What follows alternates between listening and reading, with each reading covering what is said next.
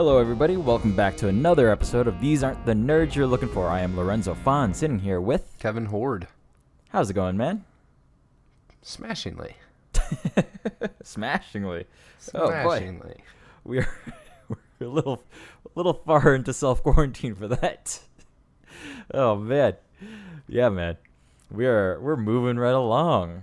Yeah, we're mid-July here. We're still going to talk about some more Clone Wars. Yeah. We are still on an adventure in Onderon. Still.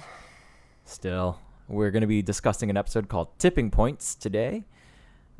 This is an episode of Star Wars The Clone Wars that aired on October 27th, 2012, with a November 2nd, 2012 premiere in Canada specifically. So, usually sometimes Canada gets it first, but looks like everywhere else did this time. Canada got delayed on this one.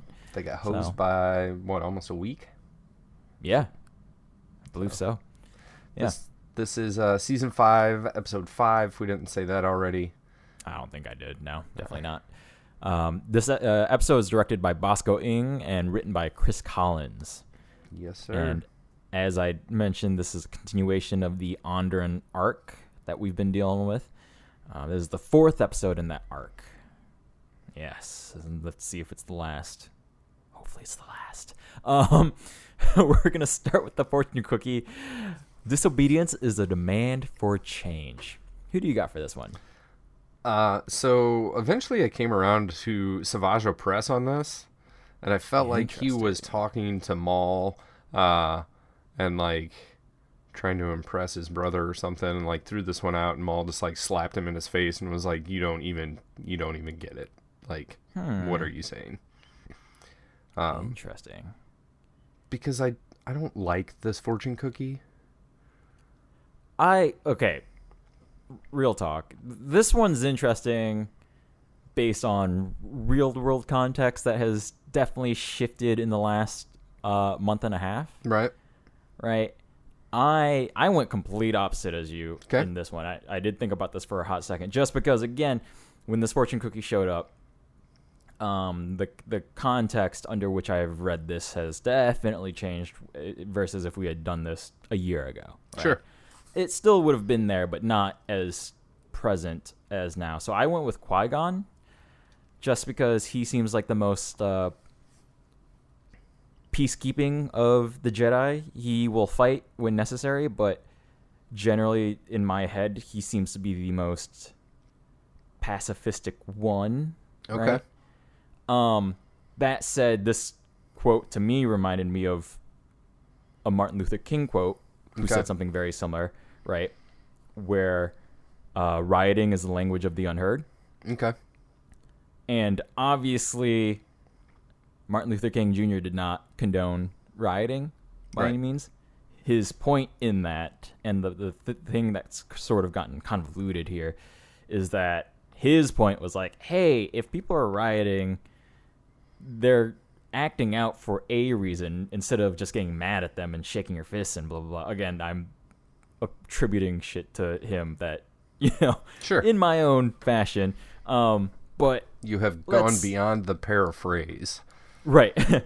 But to me, his point was, let's look at why that anger is there, right? Okay. Let's look at why this group of people would behave in this way rather than just outwardly say oh, those are all criminals and they're bad people, end of sentence, and let's not dig any deeper, right? So to me, again, I'm bringing this all up because of the way the context, I'm going to keep saying this, the way the context, real world context, has shifted so astronomically in the last 6 weeks or so. Yeah. That this fortune cookie, I couldn't avoid seeing it through that lens. Sure. So that's what I got on that one. That's probably the most thought I ever put into one of these fortune cookies. So. Yeah, and I appreciate it because that was not the approach that I was, that's not the way that I was reading it, but it totally makes sense. Right. And it also changes my opinion of the beginning of this episode. Because out the gate, I saw this and I more viewed it as like an individual dealing with another individual, and that's where the disobedience was coming from, not as like a disobedience like as a whole, right? And boy, and speaking of disobedience, man, we got another bit of context with the loss of Senator John Lewis this week too, who, you know, this was like their whole I'm going to try and be much more careful here, but again, the idea of civil disobedience, right, was to demand and try and correct for injustices that were happening. So, sorry, I cut you off, but carry on. No, you're fine. Yeah. So, in looking at like an isolated disobedience between individuals, right? That's why I was seeing this thing the way that I was. But backing up and taking a broader scope with it totally makes sense where you're coming from. I like that a lot better. Right. And it starts this episode out at a better point for me. It's funny you say that. If we're good on this fortune cookie. Yeah. Okay, so the newsreel is a recap of previous 3 episodes, basically, mostly the last episode. They're just talking about how Steela and the relationship with Tandon, the General Tandon, and all that business that's going on. And they're reintroducing that droid General Kalani, blah, blah, blah. So, Onderon, more rebels are fighting, blah, blah, blah. So, the start of this episode, again, features Ahsoka dropping a bag in the middle of a marketplace. Yeah, it's a more convoluted approach to the way that the last episode started, right? Yes. Because before they were just like tossing these discs out or like placing them down, but like here she's got like a leather box with like a flip top lid. Or it's like a satchel or something. Yeah, that she puts down, and then the disc kind of slides out of that. Right. And then she like doesn't disappear into the crowd so much as sort of like take 4 steps back and like lets 3 people stand next to her or something. Yeah. So it's just funny that you say that the fortune cookie sort of elevated the front end of this episode for you, because once the fortune cookie moved out of the way, I was just bothered by how similar this episode's opening was to the previous episode. We definitely have a lot of repetition here in this episode. And we can kind of cover that as we go. Yeah. Going back to the newsreel real quick, 2 things stuck out to me, and one of them is like the opening statement, which is war in the Inner Rim. I would not have thought that Onderon was like an Inner Rim planet, right? Yeah, maybe Mid-Rim. Or that's kind of what I thought. It would have been further away from the core, right? It's not a core world, it's an Inner Rim, whatever, we don't. Geography as far as where things are located in the galaxy anyway is a little sketchy, even though that I think there's like an official map that has finally come out now. Is there? Oh, I missed that. I believe, but it doesn't necessarily make anything any more clear, especially when you think about like time dilation when it comes to hyperspace travel. Whether or not sometimes it's instantaneous, sometimes it's not. So. I guess I was just surprised of like locking it down to, that Inner Rim area. And then the other thing that stuck out to me is that it stated like Ahsoka continues to monitor the rebels. Like we've talked about it constantly. Like that's not what she's doing. Not at all. She's definitely involved. Yeah, she's 100% a part of definitely very much involved. This rebellion. So... And then, so to that point too, immediately she is 100% involved. Like she's the first person you see doing this thing. Yeah.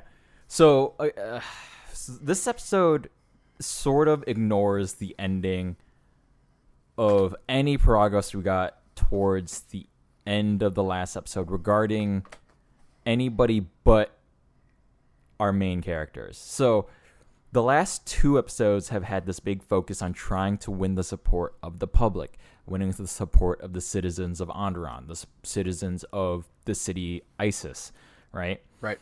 And both of the previous 2 episodes have built towards that of like, oh, it's the rebels. Oh, like, and at first at the start of both episodes, they're like, oh, rebels are scary. Oh, like the war has spilled out into the streets. How will we live? Like, no, get out of here, rebels. We want peace in the cities, not, vigilante justice or whatever. And then at the end of both episodes, there's always like a slow clap moment of like, oh, the rebels saved us. Oh, how cool. Yeah, get out of here, Separatists. We didn't invite you, blah, blah, blah. It happens in both episodes. Mm-hmm. And so again, with the 3rd episode, there's that reversion to like, oh, scared, like what's happening in the marketplace. And then this one, again, it happens where the droids are walking around. Ahsoka leaves another hologram projector thingy. Mm-hmm.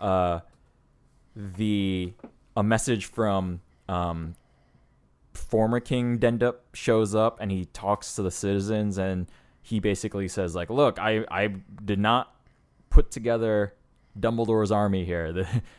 These rebels were a separate crew that are doing their thing. I did not call the order for this. Right. But I was not in charge of them then, but I'm associated with them now. Yes. So he then immediately condones them and is like, by the way, they are the true freedom fighters. And then we get that moment again with the citizens like, oh, like what is he saying? Oh, yes, King Dendup. Ah, yes. What he says makes sense. And then immediately the villagers in the market square like turn on the droids with food. They start a food fight with these droids, which again, real world context gets really weird in this episode because I cannot separate it at this moment where one of the droids immediately is like, oh, these people look real angry. Yeah, why are they looking at us like that? Well, one of them immediately turns to go like, well, start blasting away at the stand, like the innocent citizens standing there. Yeah. That's a really weird thing to see. Again, like the fact that just because the citizens get like angry at you, that you would then turn around and gas them, start going blasty blast on your own citizens that you're supposed to try and. Again, I'm not gonna be such a downer this entire episode, I hope, but these 2 early things, one after the other. Mm-hmm. It was just really hard to ignore the real world connections that in a weird backwards way, this episode is started that has alluded to without being built that way. Right. Not to say that anything that has happened recently in real world events is the first time it's happened. It's the first time it's been maybe so forefronted for us, but surely there's other historical inspiration points that the writers could pull from, for sure. Absolutely. But again, it's just really interesting when the context around us changes, and it, when we're watching these episodes now for this show, it's you have to take some of that into account. I do, anyways. Moving forward, though, that totally makes sense, but I kind of feel like you're giving the writers a little too much credit here because the reason for the droid being like, "Oh, blast them," is just to set up this comedic gag of it's bad. One droid accidentally shoots like the other 2 or one of the other ones. One shoots one. So what happens is a villager or a citizen takes some sort of fruit. It looks like a giant like a durian. watermelon. Yeah, it's like a spiky durian. Puts it on the head of one of the droids. The droid starts blasting, takes out... there's 3 of them. Takes out a second droid. And then there's this big animal thingy. Shoots the butt of that thingy. That thingy freaks out. Sits on both of the remaining droids, I believe. It hits one of them with its tail and like throws it into a fruit bin. Into another and then sits stand. on the other one. Yep, that's right. It does. One does get tossed into another stand. So there's like a lot of weird collateral damage. Like if I was the owner of that fruit stand, like I would be mildly upset. Yeah. It's totally again is for Avatar fans. It was like a mild, like I was expecting somebody to go like my cabbages, but anyways, moving on. Where do we go from here? I've forgotten already. We cut over to the new hideout, right, of the Gerrera gang, and they're kind of debating like what approach they should be taking. The General Tendon is there, right? And then the king is like, "Oh, you're not going to be general. Steela is going to be general." Steela will, yeah. Like, she's already been put in charge. Like, these guys are joining her group. Like, just because you were a general under the king doesn't mean that when you come into this rebel situation that you're just going to take charge. So I thought it was weird that the king is like, there's time taken to reestablish Steela as being the one that is in charge. Right. Like another story beat that we already had. Like, that has already been established. We don't need to do that a second time. To be fair, in my head, it depends on which way you're seeing, like who is joining who, right? They free the king. Mm-hmm. Then within their own group, does the old hierarchy all come back? And I don't kind of disagree with that idea. I agree with you that in the context of these episodes, I didn't need to see Steela being reestablished per se, but the fact that Steela was the leader, but then now that the king is back, the king is leader, and the king already comes with his own baggage. Does that make sense? Yeah, but I feel like in the king's speech, like it's, he's putting the onus on the group of rebels, right? Mm-hmm. These are the freedom fighters, and I've come around to their ways, and I am going to be with them, right? Right. He didn't say, now like, I'm in charge. Taking charge. Right. Mm-hmm. So, yeah, he was king, but then, he wasn't, right? Right. But he was the king in the eyes of these people. Right. So he was the leader. Okay, so that makes sense to me. I think it was more of a basically telling Tendon, like, take orders from her. Yeah. Like, just because you were in charge before doesn't mean you are now. But it's McClunky in the way that the things happen because we've already seen this. I agree. We start the episode with like a repeat of the beginning of the last episode, and then the next scene is reasserting the dominance of this character that we already saw happen 2 episodes ago. Right. It's just unnecessary. Yeah. I agree with you. Because then the next thing too is like another. They establish Steela as the leader of the group, and then there's like immediately infighting sort of about how to approach fighting the Separatists that have taken over the city. So we got Steela and Lux who are like, no, we need to draw them out of the city to avoid human casualties and collateral damage to the city. And Saw is like, yeah, but all the droids are there. That's where we need to go attack them.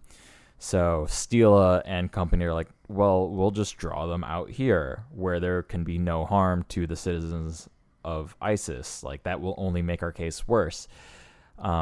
So basically, because Steela's in charge, that plan starts moving forward. Mm-hmm. We do get a quick scene with Kalani and who's the other fella? Rash, right? Yep. King Rash. We get the kiss scene before that.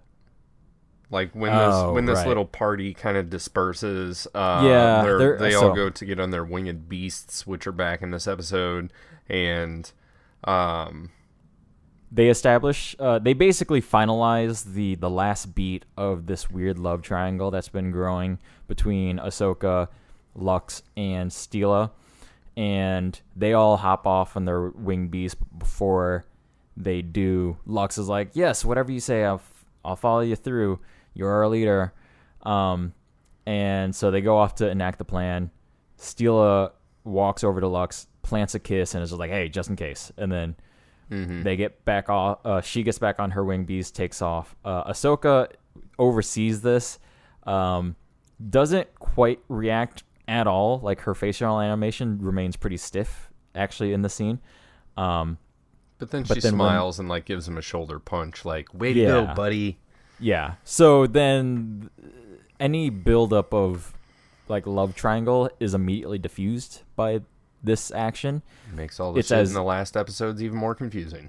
Right. So it's as if Ahsoka just doesn't care, you know, like which is fine. Like, it's a supportive, like, good for you, buddy. But yeah, so that exists. That's there. We go over the other scene, and it's just Dend trying to figure out what to do. Mm-hmm. And Kalani is like, hey, why don't we just go out there and take care of them, and just kill all the rebels. Yeah, right? We do get introduced to, like, these new droid fighters that they have. Mm-hmm. And gunships are what they're called. Yeah. The droid gunships. So we've seen them before in was it Revenge of the Sith? So, like, out of order, I think they show up in Revenge of the Sith, and then now they're getting the first appearance is Revenge of the Sith. So now they're getting backfilled here. Okay. So yeah, this is their first in-universe appearance, it looks like. Okay. So yeah, they're getting backfilled. But yeah, to me they look like Terminator hunter killers, if you're familiar with that at all, because I'm a big Terminator nerd. Yeah, it's straight up out of Skynet, right? Yes. But then also, they remind me of the little alien robot things from Batteries Not Included. I don't know about that one. So you're on your own for that one. Yeah. I dropped the Terminator reference. That's what I got. So sure. That's as deep as I went there. Have you not seen Batteries Not Included? No, I've not. No.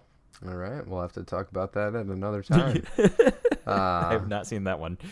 We'll just move on. We'll move on from there. So yeah, basically these are just self-sufficient floating droids with guns is essentially what they are. Mm-hmm. And they even have a design where they have like two red eyes that are like in permanent scowl, angry mode, right?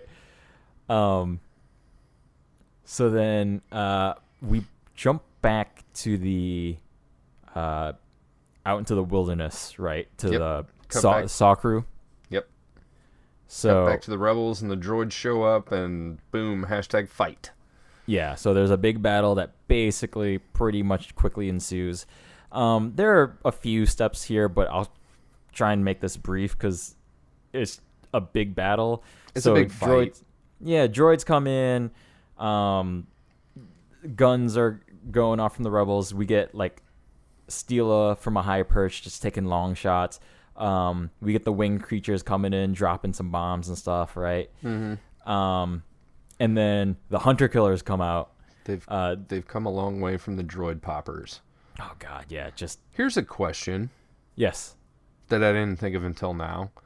If you drop a droid popper on top of one of these gunships, even with the ray shields, which is the problem with these things that we're going to come across here shortly. Mm-hmm. That's why our rebels are outnumbered, because they literally don't have guns that can penetrate the shields on these. Right. On these droids, right? Droid gunships, yeah. But what if you throw a droid popper at it? I guess the shield... The shield will still make it bounce off, I'm assuming. You'd have to time the popper just right. Okay. Does that make sense? Like, you'd have to pull the pin, let go of the handle, hold on to it, and then time it. Does that make sense? Like, if this was like a explosive grenade? Right. Does it have the same thing as like the droidicas do, where like if you roll it through slow enough, then it'll get through their ray shield? I'm going to assume yes. Okay. I think anytime there's like a... That would have been handy, and that would have been a nice callback to like the first episode when they were going through training. Because I think that's harder though on a flying vehicle. So that makes sense. I totally agree, but once we got past like that training montage, they use that like at the end of that episode, and then I think they use it one more time in like the next episode with the droid poppers, and then after that they're just full full-on assault. Oh, they're full guerrillas at this point, yeah. Right. Everybody's got blasters. They got bombs. They got thermal detonators. Everything else. Yeah. And they got like the big Gatling guns, basically. Like a repeating blaster, yeah. Yeah, the repeating blaster. There you go. Words are... Gatling gun works too? Yeah, the laser equipment equivalent of a Gatling. Yeah, there's a lot going on in this, and once the gunships show up, everybody's like, "What do we do?" And this is when Ahsoka is like, "Guys, run!" We get the fuck out of here. Running's a plan. Running's a plan. Let's get out of here. So Ahsoka then goes off and talks to Obi-Wan and Anakin. It's during this. So silly. So silly. It is weird. So she brings up, she's giving them an update as much as she's also like, hey, we're in a full battle. This might be a good time for the Republic to come on in here and help out the Onderanians because it's a full-out assault at this point. And Obi-Wan and Anakin are just like, yeah, no, I don't. Yeah, it's not going to happen. Yeah, they're not gonna intervene because this is like you guys are the rebels, and the king in charge is defending his people. Essentially, is what this is gonna look like to the Republic. So Ahsoka has to go back to the guerrillas and are like, they ask, is like, is the Republic sending support? And Ahsoka just goes, no, it's not gonna happen, guys. Then we get in a side scene with Obi-Wan and Anakin where Anakin is like super angry about this, and Obi-Wan's like, "Look, like we can't." He says we have to stay true to our intentions. Right. So then Anakin comes up with another idea of trying to find somebody else, like a third party, a neutral third party, to come on in and help the rebels. And Obi-Wan is like, "Well, where are you gonna find somebody with a bunch of rockets and guns for these people?" And Anakin comes up with an idea and says, I know somebody, Hondo. So what do you think of this plan? It's a weird aside. It's a super weird aside for this episode. Regardless of that, what do you think of the plan? Like, they don't even have... I don't understand. Like, again, this goes back to my other question I've had in a few episodes of, where's this money coming from? Will they get audited? Will this look suspicious down the line? You know? Well, we find out when Anakin does meet up with Hondo. Hondo's totally cool doing whatever, he's getting paid to do, so long as it's not Republic credits. So there's even like that added step of you not even using the currency of the Jedi, right? Yeah, the standard currency. Go ahead and launder your money, and then give me the laundered money, and then we'll go from there. But the plan isn't even to find someone to transport this cargo, right? They're buying this cargo. They're buying guns. I'm going to just go ahead and jump ahead to Anakin talking to Hondo. Like, he shows up to Hondo and basically says, hey, I know you got some illegal rocket launchers, and I want you to take them to this place and drop them off. Right. And Hondo's like, hey, if you can pay, great, cool. Yeah. That's as deep as that goes. Like I said, this is a weird aside. It's weird. So then Hondo does show up on Onderon, and there's a lull in the fighting. So the gang, the guerrilla gang, have retreated to like one of their bases or something like that. Yeah, they call it the nest. Yeah. And then there's also a line where Steela says they're pulling back, continue pressure on the front line or whatever. So clearly these droids are like kicking the shit out of these rebels, but then all of a sudden they're like pulling back for some reason, and the only reason for that is to have like a little bit of a gap in direct fighting. So this can happen. This can happen, but logistically it doesn't make any sense. No, not at all. They have the upper hand. They could just continue pressure and this would be over real quick. And also it appears that they have the high ground, so that's a separate thing. But anyway, so like a ship flies down in the middle of the skirmish, basically, or the lull of this battle, and the rebels freak out for a second. But Ahsoka, for whatever reason, I don't understand why Ahsoka gives this order. There's no reasoning for it, but Ahsoka just goes, "Don't shoot." And I think she probably recognizes Hondo's ship. Still, because they are not the first to see the ship, so I don't know how the shooting didn't already just start when you're in a battle and some other unknown ship starts coming your way. Like, they were taking their lunch ceasefire, man. That's what I'm saying. Yeah, there's the Christmas Day ceasefire, like not even that. It's like tea time, Right. Everybody makes sandwiches, going all the way back to episode 1 with those bologna sandwiches getting handed out. Oh no. Lunch break. But anyways, so like when Ahsoka and Steela and Lux show up at the ship, Hondo is already taking out cargo and dropping it off. And there's a small exchange between Hondo and Ahsoka where they're like, "Oh, what is this?" And Hondo's like, "Hey, it's rockets. It's all been paid for. Don't worry. You're all set. Obi-Wan and Anakin paid me a visit. You're all good." And they're about to ask some more questions, but then shooting starts up again, and Hondo's like, "Yep, my cue to leave." And that's it. See ya. That's the last we see and hear from him in this entire episode. Yep. That's the exchange. That's the whole thing. Yep. And so, of course, these rocket launchers help a lot, and they're like shoulder-held rocket launchers with like multiple missiles available. They're like bazookas. But like with heat-seeking bazookas or like target-seeking missiles, right? Yeah. I know. Yeah, I don't know. But they work. They work against the droid gunships. They shoot down one. I believe there's 4, so there's 3 more.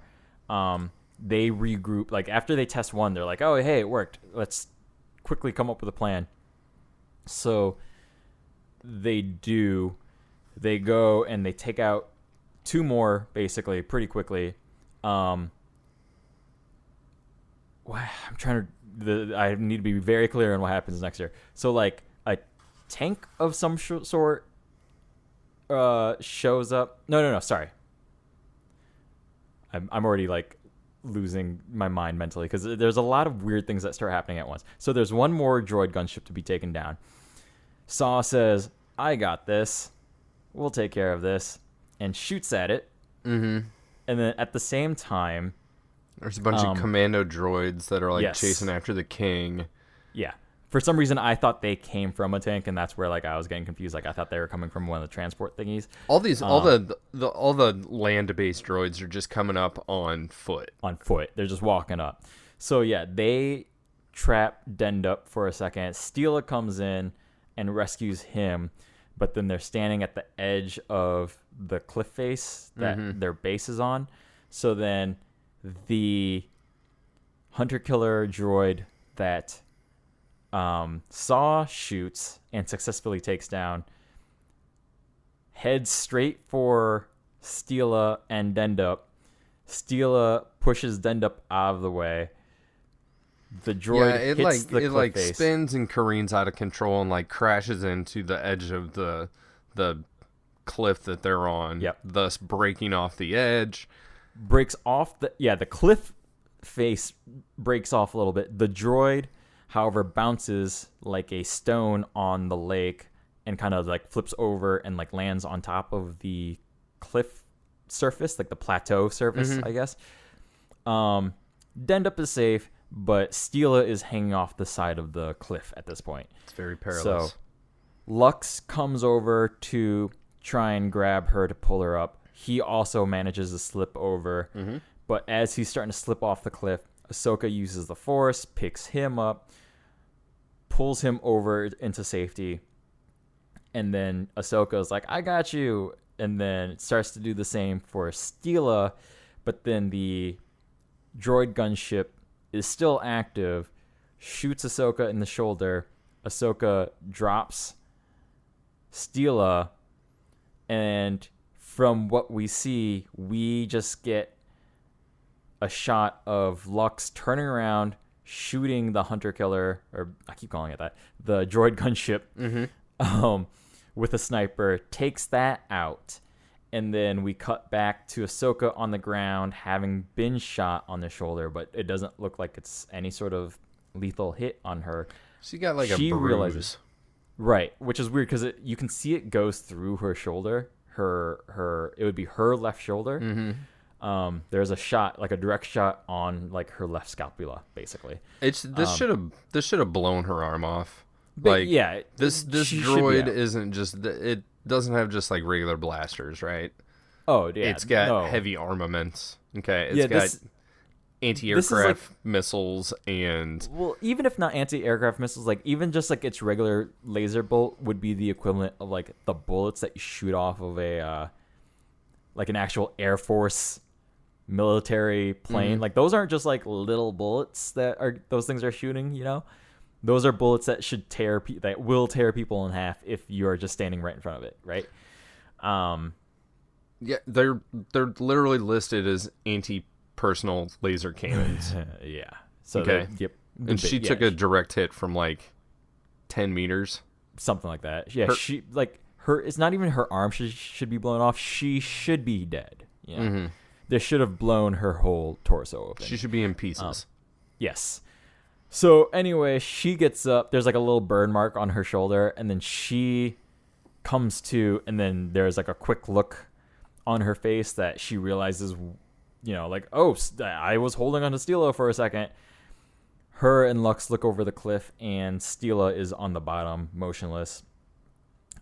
Music is very sad. Steela is no longer among the living at this point. We got a real Gamora situation going on here. Yeah. I will give it this. I will give this scene this. The music is doing everything it can. I'm not the music is doing the right thing. For sure. I'll go with that. Right. Yeah. I'm not going to say it's not terribly original and it's not terribly memorable. But it is effective, right? I'll give that much. I think if they would have just replaced the gunship with some other random droid is up there, or something. Yeah. Like these commando droids, very easily one of them could have not been completely taken out of commission, right? Or with a regular blaster or whatever, right? Or even if they're just more droid commandos that just happen to show up, that would be fine too. Right. But the fact that it's a flying tank that shoots her in the back and she walks away essentially unscathed, because like breaks it for me. Other than that, the structure and the things that go on, and something's gonna happen, and like Lux goes to save her, but then Lux falls, and then Lux gets saved, and the king was already saved, and then you think that Steela is gonna make it, and then this droid reactivate. I mean, to me, they're close. Okay, maybe not. Maybe you don't think that she is, but you think that she could. Like, something's going to happen, right? Yeah, my problem with this scene is that everything was projected, right? Like, everything was projected. So, like, the editing, the way it built up, the way the music prefaced it. I mean, we get two, I won't even call them foreshadowing lines, but like 2 lines of dialogue earlier in the episode, like when Steela kisses Lux and she's like, hey, just in case, and then later Steela like charges forward or something, and Ahsoka says to Lux, man, she really leads by example, doesn't she? And he goes, yeah, a lot of good that'll do if it gets herself killed. Dead. Yeah. Right. Yeah. So it's there. It's projected. It's just making I know we don't usually do this here, but like the animation is oddly stiff on Ahsoka's realization as this is happening. So like for me, that is the weird part of the scene, that real quickly I remember that these are CG puppets, Okay. Like the animation on Ahsoka's face as she's realizing and then gets up to look over the cliff reminded me of like 1995 Toy Story style animation. Okay. And I've given a lot of compliments on the progression of the animation of this show, and I understand that as a TV show, it's a lot harder to have time to animate these things, but that moment just was so stiff and weird to me. But yeah, so Steela's dead, and we get a scene with Saw holding on to her, and Saw's like, "It's my fault because I'm the one who shot the ship." And so that actually comes later. Like, we go from Steela dead, and then we cut over to King Rash. We cut over to the throne room. He's bitching again. I need more reinforcements. It looks like he's just talking to Kalani, but then kind of pans back or something. You see Dooku there, and Dooku asks Kalani, like, give me an appraisal of the situation. Kalani basically says, we can win, but it's going to take a long time. Like, they've figured out a way to penetrate our shields on these gunships. It's just going to take time. And Dooku says, a prolonged war is not what I'm here for. So we're out. Kalani, grab our shit. Let's go. We got better stuff. Rash attempts to protest. Kalani guns him down, man. One shot. Yeah. Full execution. Yeah. Yep. Kalani is gone. Then we cut back over to Lux and Saw. Correct. Yeah. So Saw says it's his fault. Lux tries to comfort him and says, like, no, she knew what she signed up for. That's basically where we end there. We then cut to Isis, where there's a memorial happening for Steela. With about 400 times more people than I think would fit in Isis. Right. In general, was everyone from ISIS is in this town square is essentially what's happening. Well, there's like 10,000 more people than showed up to the king's execution. Right. For somebody that they probably met days ago and by all accounts were maybe terrified of because... Well, nobody should know who Steela is in general. Like, she did make her face. She did make her face. That's right. The one public, right? Call, she said, "Hey, this is brothers and sisters. I'm here to fight for you, not against you. Like, you're not our target.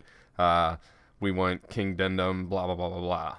So, I just thought it's the sheer number of people here is a little bit ridiculous. I think it's not only, but I don't think it's just a memorial to her. It's the fact that King Dendup is back in charge, right? Okay. It's sort of like a re-inauguration for him, or a re-crowning, Okay. or whatever. So it's like that is happening. I'll take that. It's a celebration of the return of their freedoms, on the planet. Maybe people from outside of ISIS has also traveled in for this. Yeah, I think there's definitely some planetary travel going on. Right. We've seen like a full map of the city of ISIS before, and there isn't enough lodging for all of these people. No, there's not a large residential area that we've seen. No. So, quick side note. Yes. These kings are elected. Mm-hmm. And when you read their essentially their background info, they're called they're elected mayor, but they're called king. It's a bizarre political system. Sure. I mean, it's weird. They don't have certain terms for these rulers the way we do, I guess. Yeah. Call them whatever you want. Star Wars people. Yeah. But Anakin and Obi-Wan are planet side again, and then they have a quick comment where they're like, hey, our little Padawan has gone through quite the ordeal. She is definitely not the same person as when we left. So that's a thing. And Obi-Wan says something like, yes, like this, the spirit of Steela will carry on through our Padawan, and and then Lux also says something. I'm shrugging my shoulders here. I know you guys can't see that, but So then Lux and Ahsoka have a scene too where Lux tells Ahsoka that he is now the official senator of Onderon, appointed by King Dendup. So it will be his intention to be fully on the side of the Republic. He understands that the Republic is the right side to be on, and that is not a question to him any longer. But then he also brings up his mom, and he's like, I'm going to follow in my mother's footsteps, and I will reunite with the Republic. But that doesn't seem like what she was about. She was about keeping their independence because they didn't feel like the Republic was going in the right direction. Right. Yeah. Yeah. But democracy, that's what their end game is. I don't know. Okay. I'll go with that. But democracy, democracy. when you elect your king and your king appoints your senators, democracy. Right. Yeah, democracy. A random representative democracy, sure. But yeah, from here is basically where we iris in and cue loud music, right? Mm-hmm. Yep. So that's the end of that. That's the end. Just quick note, because I don't think we've ever mentioned any of this, but let's go through this. Steela Gerrera was voiced by Dawn Leon Gardner. We got Jason Splasik as Lux. We got Andrew Kashino as Saw. We got Jim Cummings back as Hondo Anaka. Mm-hmm. We got Barry Denon as King Dendup. We got Greg Berger as Kalani. We got Kirk Thornton who's Kalani? Huh? Who was Kalani? Greg Berger. That surprises me because usually the droid voices are all done by Matthew Wood. Yeah. Nope. Somebody else this time. And then Kirk Thornton as King Rash. And then David Kay as General Tandon. Yep. And then, Is he around at the funeral? Do you remember? Yes, I believe he's there at the end. Yeah. Okay. Just in face, anyways. Gotcha. Yeah. So I don't think we've mentioned that cast at all. So I think we talked about Saw Gerrera when he first came around, but that might have been right. So yeah. So that's our credits there. Yeah. What do you got? What do you got in this one, sir? How you feeling? I don't like that Obi-Wan and Anakin are here. It seems like they've just been taking a vacation this entire time because they've been able to be present whenever these unnecessary hollow conversations were going on, right. And now they're just back. Well, it's also weird to me because the whole point of this episode was to let Ahsoka do her own thing, but they've been a constant guidance for her at the very least. I mean, is that what the episode was about? I didn't get that. No, I'm not saying it is. Okay. I'm just saying the way they're trying to back engineer that, hey, we left her in charge to try and do her own thing. We gave her command of this mission, and it seems like she did fine. I would say that she failed 100% because she was supposed to go and observe.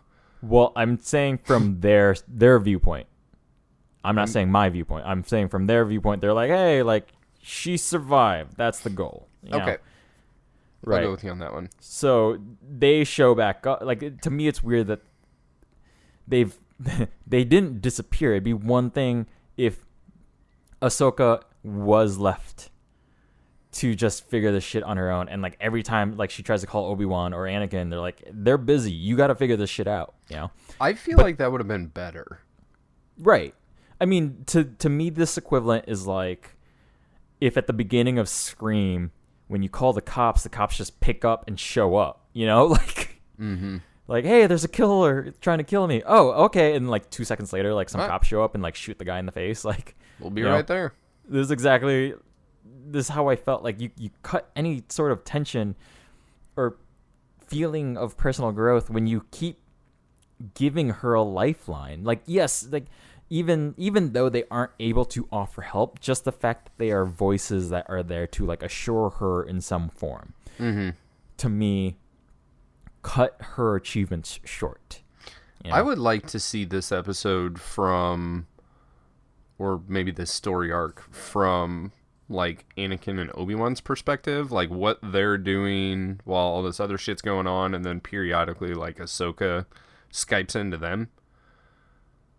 Oh, you want to see, like, just another adventure, like, just so, like, not this story from their viewpoint, but just like this story getting interrupted in another story. Yes. Like another story getting interrupted by Ahsoka. By this one. Yes. Yep. Okay. Yeah. Because I was like, what viewpoint is there? Because that would be, I'm not gonna lie, boring. I don't think there is one, but I feel like Obi and Annie should have been doing something other than just hanging out at the Jedi Temple, just showing up and So I don't know. And then for them to just show up at the end of this episode again, just to me undercuts any sort of tension or danger Ahsoka might have put herself in. Like, I just didn't feel any, I don't know. I don't know what Ahsoka got out of any of this, honestly. Like, I don't believe there is much. I feel like these characters are going to move on to whatever is happening next and be unaffected by the events of these past 4 episodes. Right. Which is weird because, like, again, this is the first we see of Saw. And this is supposed to be, like, what kind of sparks him down that, like, hardcore guerrilla fighter path that we start seeing, like, become grizzled by the time we get to Rogue One, right? Mm-hmm. So then, with Saw, we only get, like, a couple other interludes, as far as I know, with Jedi Fallen Order and, like, a little stint on Rebels, you know? And I was going to, when I was rudely interrupting you there, the last thing that we hear from Saw, Lux says, somebody says, "Hey, sorry for your loss." I think Ahsoka says to Saw, "Sorry for your loss." And he says, essentially, whatever, it's over. Right. And it makes it sound like he has attained his goal. Onderon is free. It's over. Yeah, it's like, yes, there were great losses incurred, but he should be able to move forward, Yeah, I like freedom. his... I do not remember his character at all in Rebels, right? Mm-hmm. So I can't say anything to that. I like Saw's character in Rogue One. Mm-hmm. I don't know... Watching these 4 episodes, I do not know what made someone make the decision to take this character and put them in something else. Especially to get the upgrade from, like, again, the like, sort of hierarchy of levels of importance, I guess, is a way to put this, where, like, those movies, you're introducing somebody to the Star Wars universe. You don't go like, oh yeah, watch episodes 1, 2, Clone Wars, 3, just go like, oh, start with the movies, right? Right. So to, like, be upgraded, because hell, even like an MCU, man, only one character ever made that freaking upgrade from TV show to cinema, right? But for Star Wars to do it in such a large way, because even then with MCU, it's like a glorified cameo. It's not even glorified. It's just a straight up, just like, hey, look, there he is. You talking about Jarvis? Yes. Okay. That's what just I thought. Like shows up, and people who know gasp in the theater. There's like a yay, and that's about all you get. But like, how about that? Yeah, like there he is. Cool. Insert Leo pointing meme, right? But in Rogue One, he's a motherfucking, like, main character, know? For sure. So, yeah, I agree. It's an interesting pull to go into this hat and be like, that rebel character is the one we want to make, like, the crazy rebel. That's the guy we're going to turn into the frazzled, middle-aged guy, Yeah. Who's been in the fight for way too long. I don't know. Yeah. How'd you feel about Hondo being here? unnecessary. Like, I like Hondo. I have nothing against Hondo. Again, real world context, like, my relationship to Hondo has changed a lot in the last year. Okay. Because I can't look at Hondo without hearing him yell at me to fucking get the coaxium. Get the coaxium. Get the coaxium. Yes, you got one. I will gladly pick this up. Now go on after the second one. Yes. Yeah, I can't fucking hear him saying anything else except yelling at me to get coaxium as a 4-year-old is crashing the Millennium Falcon into every fucking wall possible. Again, that is such a weird fucking interlude that again undercuts, to me, that is the biggest thing that undercuts everything the Rebels does. They get such a big handout. You know, it'd be way more cool if okay, let's put it this way. Everything in these 4 episodes and every episode themselves even standalone one by one, each episode has like an end goal, and then it definitely feels like everything leading up to that was back engineered, right? It didn't feel like they started with a plan and then figured out where it had to go, and then now that we get to this last episode too, it's like I could feel that they're sat in the writer's room and they were like, hey, we haven't had a main character die in a while, you know? Like, everything has always been happy endings, but what if we subvert those expectations and don't have a happy ending in this one? Well then, and then like, you know, like 4 writers were like, oh yeah, maybe we could make this a darker episode. Like, let's go there. Like, that's cool that you're thinking that way. So then they know that they want to kill one of the main characters off. They choose that character. They choose Steela. Then they start convolutedly engineering ways for her to die that in no way feels like it. Even as a death goes, for a rocket to shoot a hunter killer and then the hunter killer to like perfectly ram into where this character is just like, in a show about war where there are infinite ways to kill a character and do so in a way that feels like could and would happen. I'm cool with her being on the cliff and saving the king and the gunship coming down and hitting, like, all that. I'm fine with all that. No, it's so convenient. It's so fucking convenient. It is, but it doesn't bother me. Again, for me, going back to the word I said before, everything felt so projected, you know, like as soon as Saw shot that thing, or like they were moving, it was so clear that they were moving chess pieces where they needed to, you know, in order for that to happen. And then like they even, as they were projecting it too, they were still trying to play it as if it was going to be like, they were still trying to pretend like it was a surprise. Like, oh, isn't this shocking that we would kill this character, even though we McClunky, like, you are going to stand right over here. And now Saw is going to shoot right here.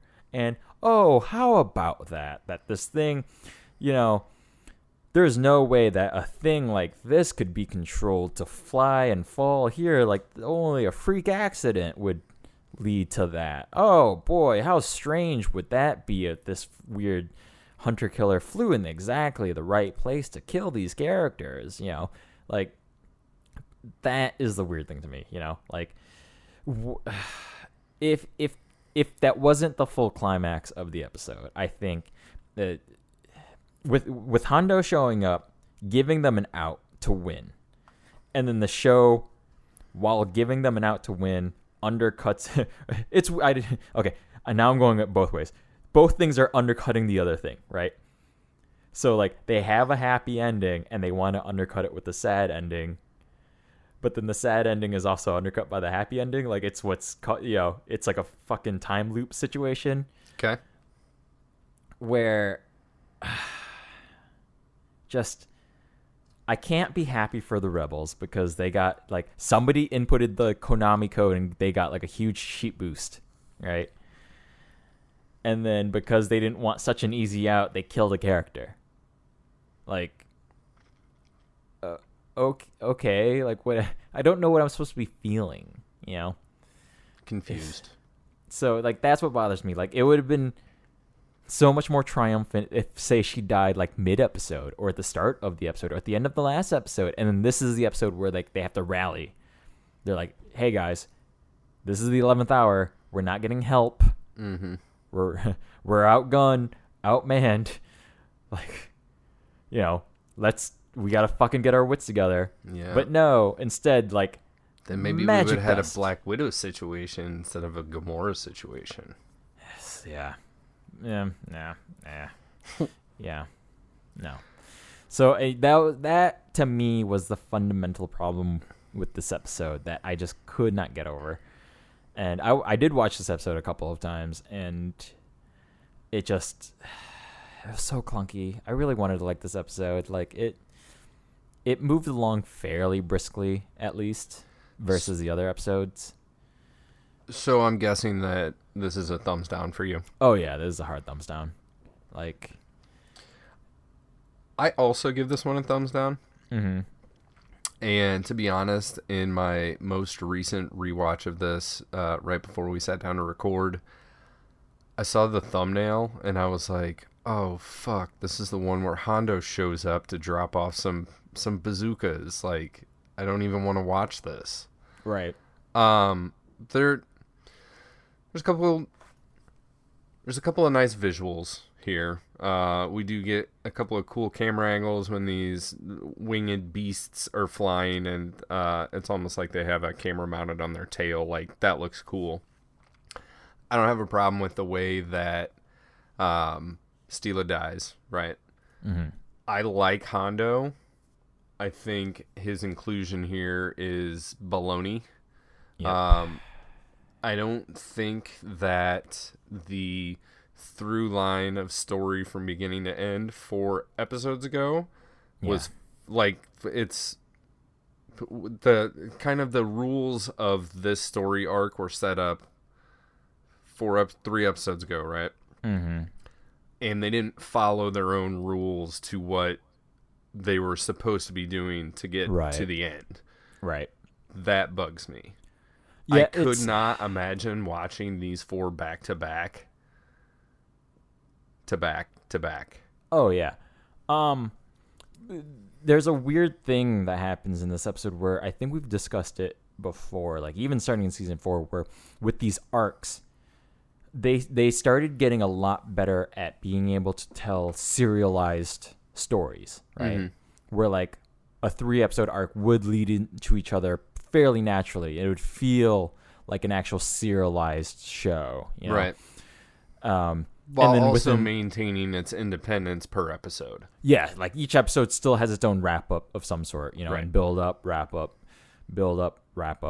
you know. But like serialized storytelling can still just keep building that arc up and up and up, you know, and that's fine too. But as for this one, like I don't know what was happening here. Like there was barely an attempt to do that. Like for having 4 episodes versus like 3 or just 2, you know, you think they would have sat down and been like, if you're going to give an arc 4 whole episodes, you know, for the most part, like the other arcs always felt like, hey, yeah, there is more to tell than 1 episode allows, right? You know, mm-hmm. Or you want to at least feel like it's a story that can support this many episodes. But I think by the time we got to like our review of the 2nd episode was like, hey, I don't see why these 2 episodes had to be 2 separate episodes, you know? Yeah, I feel it almost feels to me like when the Clone Wars gets into 4 episode story arcs, mm-hmm. that is essentially the length of the Clone Wars movie, right? Right. And they're like mini movies that they're breaking down. But with these 4, so this 4th episode, I think all of this could have been done in like 2 episodes, right? I agree. And I think it's super present in this one because, like we said, we start with the little hollow projectors, same way the last episode started. Yep. And then we go to the king, solidifying Steela as the leader. That already happened. After that, we fight droids, battle scene. Okay, you're going to have that. I get it. But the only thing different here was like the escalation of the one type of droid that they couldn't fight against. Yeah, they need new droid, external characters that have never been mentioned in any 3 previous episodes, bringing in it's a Deus Ex Machina, essentially. Right. And then we have a scene with the illegitimate king, or whatever you want to call him, right? Rash, like bitching to Dooku. King. Yeah. So like, seen that before, you know. Right. I think that's why I had to watch this one again too, because like we actually took a little break between the previous episode and this one for our end of recording, and before earlier today, I was really sitting, and as I was trying to play this episode in my mind, I couldn't. The lines between my memory of the previous episode and this episode were completely fucked, you know? Yeah. Like, that's the best way I can put it, just because, like... And not the good fucked, where it's like, man, the story fits together so well that I don't know, I can't place exactly where something happens, but this is, like, I've seen this before. Did I see it here, or did I see it there? Yeah, it was bad Groundhog Day is what this was, you know? So it was just like, oh, God. It was like, okay. And then I had to remember, I was like, oh, yeah, right. Like, the difference is in the last one, they were going to execute a dude, and then they got out. Like, that was the quote-unquote, like, story shift there. And then this is, like, the finale. That's right. You know? So, yeah, that's... Like, look, it's not good that we had 3 lackluster episodes, to say to be as nice as possible, and then leading into this one, it was just like, okay, let's see what happens. And then I'm just sitting here like, cool, awesome, wow, yeah. This is probably one of my least favorite story arcs so far, to be honest. I couldn't say it's my least favorite of the series, but it's just, for me, it's the biggest disappointment being this far in the series. I think I would rather rewatch the shark people that I bitched about highly than this. I don't know. I'll take this over anything I saw in season 1. I'd rather watch this than the movie. Let's put it that way too. I would rather watch the movie. No, I hate that fucking movie. You got anything else? No. We can't go back in time and tidy this thing up. It is what it is. Yeah. That said, if you want to get at us about being so mean towards these 4 episodes, notthenerds.com would be the place to do it. Yeah, or if you want to tell us what tipping points means, because I don't know. That's been the other running theme of these 4 episodes. Dear God, these titles mean fucking nothing. But anyways, yeah, notthenerds.com. That's a good way to try and find us, because that'll lead you to our YouTube, that'll lead you to our Twitter, our Facebook, the usual spots. Wherever you're listening to us, please subscribe and like. If you're, watching on YouTube, hit that bell icon, which gives you a notification anytime a new episode drops. Generally try and make that Monday, but but other than that, we always like to give thanks to Lindsay at strangefantasymusic@gmail.com. She's the one who put together the jingle that you hear at the beginning and end of every episode. Also, Kevin at They Call Me K-Dub on Twitter. He's the one who drew our hero posts, our cover art that you've seen. And also Kevin at Blue the Beard on Twitter is the gentleman who put together our website. Again, that's notthenerds.com. Until next week, which we will be talking about The Gathering, as it seems. I've been Lorenzo. Kevin Horde here. These aren't the nerds you're looking for. Bye-bye.